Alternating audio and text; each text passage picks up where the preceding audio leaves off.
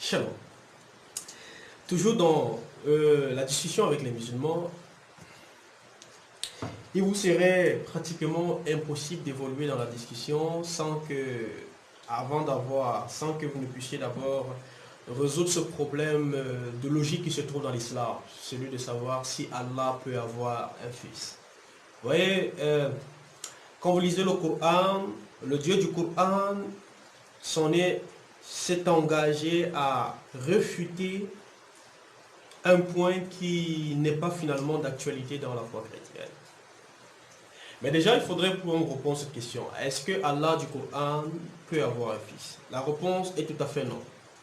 Vous savez, la notion de fils dans l'islam est dans la sourate 9, le verset 30, où Allah maudit tout cela qui appelle Jésus-Christ comme fils d'Allah. Allah les maudit, appelle sa malédiction sur lui. Allah interdit toute personne dans la sourate 6, le verset 101, je veux dire, créateur des cieux et de la terre, comment aurait-il un fils quand il n'a pas de compagne?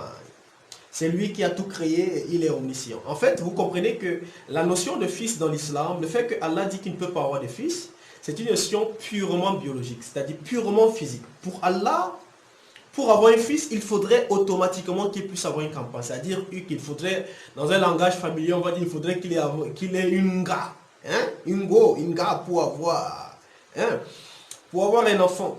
Et comme Allah ne peut pas avoir une femme physique dont il pourrait avoir des relations sexuelles, du coup Allah n'a pas de fils. Puisque d'après Allah, le seul moyen ou la seule possibilité pour lui pour avoir un enfant, c'est d'avoir une femme pour avoir des rapports sexuels et donner un enfant. Donc comme il ne peut pas le faire, il n'a pas d'enfant. Et maudit soit tous ceux-là qui disent qu'il a un enfant et qui serait Jésus-Christ. Voilà pourquoi dans la sourate 5, sourate 5 le verset 17, sourate 5 le verset 72, sourate 5 le verset 75, et surtout sourate 5 le verset 116, quand vous voyez cette sourate, Allah dit effectivement que, pratiquement verset 72, il dit que ce sont les maudits ceux-là qui disent que le Messie c'est Allah, Jésus c'est Allah. N'est-ce pas? Parce que Marie et son fils Jésus mangeaient et Allah ne mange pas. Comment est-ce que vous pouvez dire que Jésus est le fils d'Allah? Donc vous voyez un peu la Trinité. Et dans le verset 116, dans la sourate 5, il est dit clairement que voilà, Allah va donc demander à Jésus-Christ, est-ce que c'est toi qui as dit aux gens de me prendre ma mère Marie et moi pour Allah, dehors d'Allah? Jésus dirait que non, Allah, je n'ai jamais dit ça. Voilà, tu es le seul, tu m'as envoyé, tu es le seul qui puisse être adoré. Je paraphrase. Donc vous comprenez que la notion de fils dans le Coran a toujours martelé cette idée-là, que Allah ne peut pas avoir de fils, Dieu ne peut pas avoir de fils, parce que la seule possibilité d'avoir un fils pour Allah, c'est d'avoir une compagne, une fille, une femme, dans laquelle il peut avoir un rapport sexuel. Encore dans la sourate 39, le verset 4. Alors vous allez voir un peu, c'est pratiquement contradictoire. Si Allah avait voulu s'attribuer un enfant, il aurait certes choisi ce qu'il eut voulu parmi ce qu'il a créé, ce qu'il crée. Gloire à Allah, c'est lui Allah, l'unique et le dominateur suprême. Donc si Allah aurait voulu s'attribuer un enfant, il aurait certes choisi ce qu'il eut voulu parmi ses créatures. Donc si Allah veut, dans le fait que, pour eux, vous voyez que l'idée c'est toujours une idée biologique, comme si la seule possibilité d'avoir un enfant, c'est d'avoir un contact avec sa création.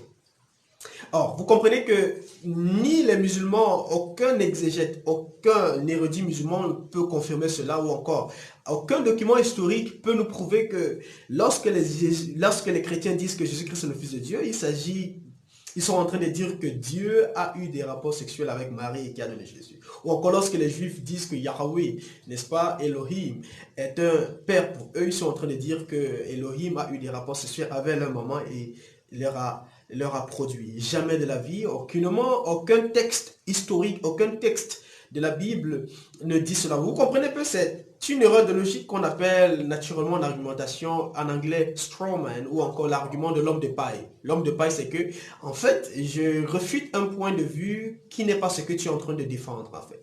Tu es en train de défendre quelque chose, mais je refute autre chose qui me semble plus facile. Vous comprenez un peu? Donc, on va dire que le Coran a tapé poteau et nous constatons finalement que le Dieu du Coran est incapable d'avoir un enfant sans avoir des rapports sexuels avec une femme. Or, le Dieu de la Bible est effectivement capable d'avoir des fils et des filles et sans avoir des rapports sexuels. D'ailleurs, en fait, le Dieu du Coran se contredit même. Parce que, vous voyez, dans la sourate 2, le verset 177 là, où on appelait, le Coran parle particulièrement des voyageurs et ils les font appeler Ibn Sali. Je pense que c'est ça, Ibn Sali dans la sourate 2, le verset 100, ouais, c'est ça. Hein? Sourate 2, le verset 177. Sourate 277, naturellement, le Ibn Sabili. Ibn Sabili, naturellement, veut dire, Sabili, naturellement, mot à mot, veut dire route.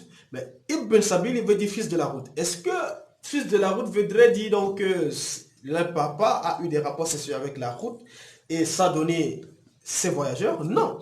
En fait, Ibn Sabil, c'est un langage, n'est-ce pas? C'est une figure de style, n'est-ce pas? Donc, vous comprenez que finalement, on peut être fils de quelqu'un sans que cela puisse être génétique. Et effectivement, le Dieu du Coran sait qu'il est possible d'être fils de quelqu'un de manière, d'hériter de quelqu'un sans être son fils biologique, n'est-ce pas, de manière spirituelle. Et donc, ils savent très bien que quand la Bible dit que Jésus-Christ est le Fils de Dieu, quand Jésus-Christ lui-même dit qu'il est le Fils de Dieu, il est en train de dire qu'il hérite tout de son Père. Il hérite sa divinité, il hérite sa puissance, il hérite tout de son Père. Et donc, il est le Fils encore unique, donc particulier, le Fils particulier du Père, et donc on comprend très bien qu'il est en train de prôner sa divinité. Et Allah sait très bien, il refuse cette idée, il détruit déjà, il dit non, non, non, Allah ne peut pas avoir de fils parce qu'il n'a pas de campagne. Et donc du coup, regardez la contradiction. Dans la sourate 39, le verset 4, on dit que si Allah aurait voulu, il pourrait avoir un fils. Mais dans la sourate 6, le verset 101, on dit qu'il est impossible que Allah puisse avoir même des relations avec sa création. Est-ce que Allah, s'il veut, il peut avoir un fils ou s'il veut, il ne peut pas? À vous de répondre. Donc finalement, on comprend que le Dieu du Coran est tellement impossible, il est tellement incapable, au point il ne peut pas avoir de fils, même sur le plan spirituel, même sur le plan, du moins sur le plan spirituel, parce qu'il est impossible, parce qu'il est incapable, parce qu'il n'est pas tout puissant. Donc on comprend que finalement le Coran n'a pas compris la doctrine chrétienne de l'affiliation du Fils de Dieu, n'est-ce pas, du Fils comme étant, de Jésus-Christ comme étant Fils de Dieu, n'a pas du tout compris cette doctrine chrétienne et refute un autre point que les chrétiens n'ont jamais prétendu.